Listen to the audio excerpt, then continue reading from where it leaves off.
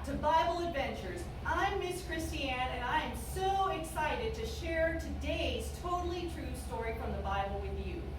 If you haven't already gathered your supplies, the supplies you're going to need today are your Tracking with Jesus Bible book, a friend or a family member, some cargo for your journey. It could be a large box or a stuffed animal, and you need a snack for our travel. Now, today's totally true Bible story comes from the book of Acts, chapter 27.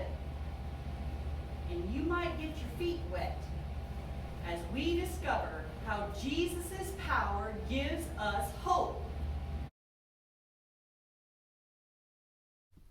Speaking of hope, I hope today's trip goes well. I hope we don't run into any problems or bad weather, because sometimes I get a little seasick out on the open sea. Are y'all ready to go on board? Grab your cargo box or your large stuffed animal, and we're going to take our cargo onto the ship. Now, when you go onto a ship, you have to use a gangplank, which is a little tricky to walk on. You have to balance on this board. Oh, watch your step and keep your balance. You can grab your cargo and pretend to walk a gangplank. Walk across your room carrying your cargo, one foot in front of the other. All right, let me put my cargo on board here. What's this? Dear Christy Ann, I'm feeling a little green around the gills today, so I won't be able to sail the ship. But you have sailed before, so you can be in charge. Have a fun voyage, and thanks for your help, the captain. Oh my goodness, it's been a while since I've sailed on a ship. I hope it's like riding a bicycle. All right, let's see. Cargo is stowed. Okay, put everything safely away. Let's see, gangplank. We got to pull in the gangplank. You can pretend at home. Pull in the gangplank. All right, let's see, what else do I need to raise the sails. So hand over hand, pretend you're pulling a rope to raise the sails. All right, sails are secure. Ropes tucked nicely away. All right, next we need to haul up the anchor. The anchor's in the aft of the boat. Let's go haul up the anchor and pull a chain in. Oh, it's so heavy. Ah, cool. All right, let's see. I think that's everything. Now we just turn on the motor. Oh, wait. In Bible times, there were no motors on boats.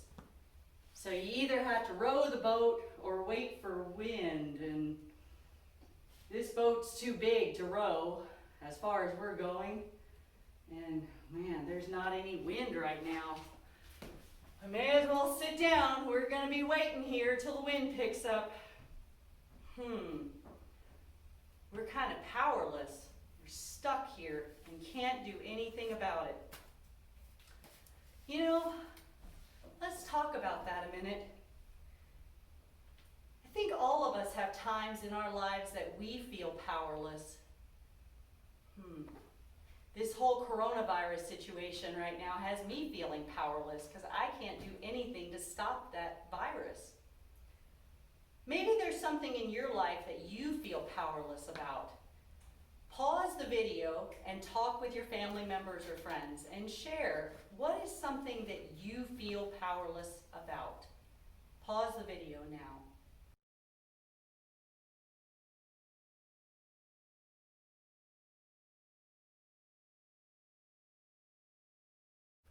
It is no fun to feel powerless.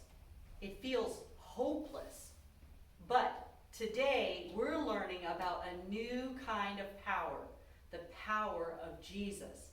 And Jesus' power gives us hope. Hey, we have wind. Let's go. You know, this should be an easy trip today. Well, unless that prisoner chained below is right. He said our ship would sink and the cargo would float away and that we shouldn't be sailing today. But he's not a sailor, so we don't need to worry about what he said. His name is Paul. From what I hear, he's a Christian who got in trouble because he keeps telling people about Jesus. God changed his heart from being a Jesus hater to a Jesus follower. Paul kept talking to people about Jesus, and now he's been sent to Rome to stand trial in front of the emperor.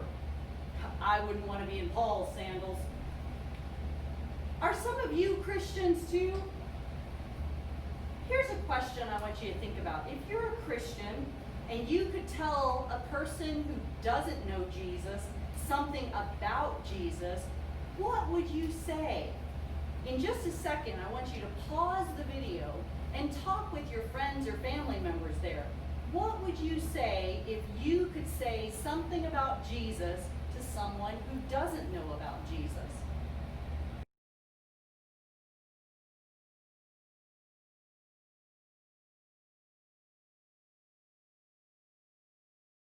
You know, if you talk about Jesus, you probably wouldn't get thrown into prison or chained up like prisoner Paul down there. Whoa, did you feel that? Oh my goodness. I'm getting wet here. I think that's rain coming. I better go downstairs and check the charts and see what's going on if we're running into some weather. I'll be right back.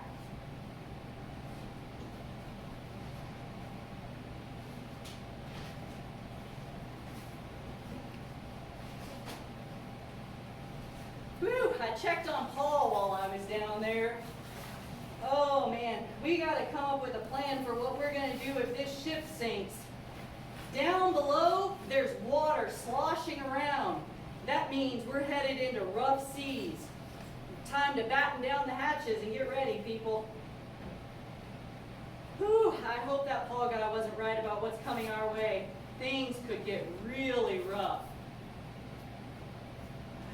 I'm feeling like the wind might be kicking up. Do you hear that? Oh man, it's getting darker too. Oh man, we may be in for a rough storm, people. You better get ready. All right, everybody, lean to port. That's to your left. Now lean to starboard. That's to your right. We'll try to hug the shoreline before the ship breaks up. Quick, we gotta haul in the sails. Oh. We gotta lighten up the ship by throwing some boxes overboard. Get some of this stuff out of here. I better go check if Paul is still okay. Hunker down till I get back on deck.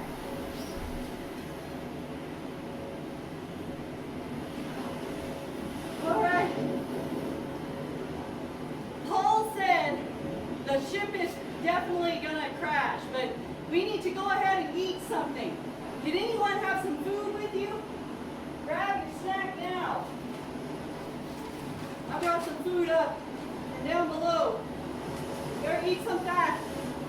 You know, Paul gave us some good news and some bad news. He says the ship is going down. That's the bad news. But the good news is he said none of us will drown. He said Jesus will take care of us all.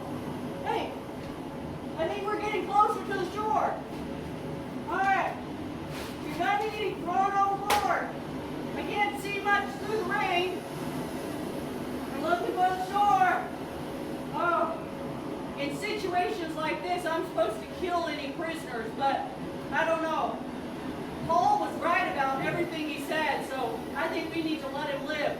Hey, you down below, go ahead and let the prisoners loose so they won't die. All right, we got to cut those anchors. Make for the shore. The storm's getting worse.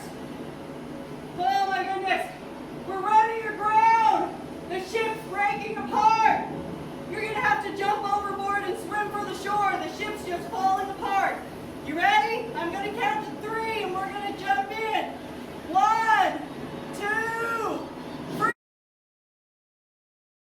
Whew. My heart is racing. Can you imagine being on that ship apart.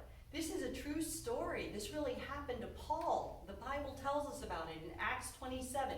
The ship broke apart and everyone made it to shore safely.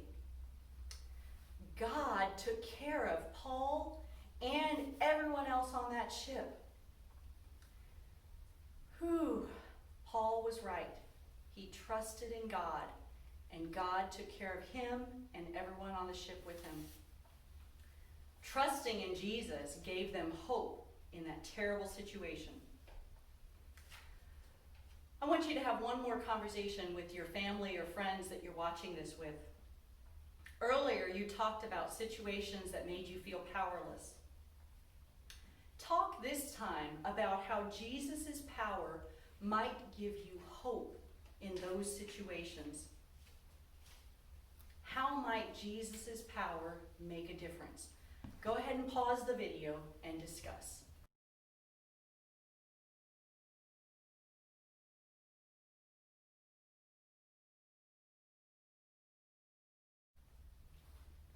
I know that my relationship with Jesus powers up the hope I have for this coronavirus situation.